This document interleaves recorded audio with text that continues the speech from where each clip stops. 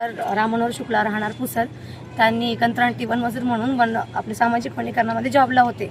पण काही रिसेशनमध्ये 3,339 कर्मचाऱ्यांना मंदीमध्ये कमी करण्यात आलं होतं.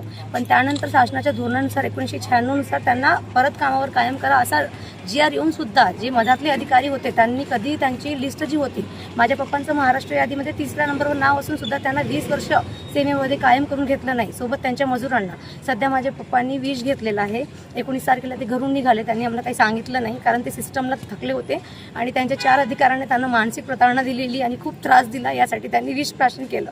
3 दिवस आपल्या गव्हर्नमेंट हॉस्पिटलला यवतमाळला त्यांच्यावर उपचार झाला आणि आज सकाळी त्यांची प्राणज्योती मालम येऊन आहेत, जे 3,339 कर्मचाऱ्यांसाठी त्यांनी जीव दिला.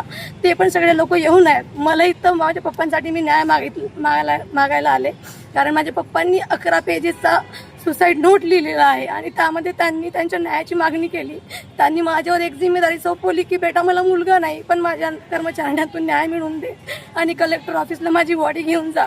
पण आमच्या मागे आम्ही इथे येऊ लागलो तेव्हा एक PSI पिसाळकर म्हणून काहीतरी आमच्या ॲम्ब्युलन्सच्या मागे गेलेले आहेत. ते आम्हाला इथे येऊ देत नाही.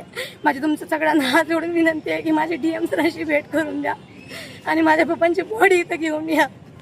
मला त्यांच्यासाठी न्याय मागायचा आहे. 4 अधिकाऱ्यांनी ज्यांनी तुम्हाला मानसिक त्रास दिलेला त्यांचे यवतमाळ मधल्या मॅडम आहेत एक प्रणिता पारधी म्हणून, त्यांनी माझ्या पप्पांचा मानसिक छळ केला आहे आणि पप्पांनी सुसाईड नोंदवली. चौघांची नावं लिहिली आहे ते आहेत. आणि त्यानंतर एक कुंभरे म्हणून आहेत आर्यफ पुसदचा. त्यानंतर एक मडवी म्हणून आहे मॅडमचा असिस्टंट आणि एक चिकणे म्हणून. या चौघांचं नाव माझ्या पप्पांनी लिहिलेलं आहे सुसाईड नोटमध्ये. मला न्याय हवा आहे सर, मला भाव नाही आहे.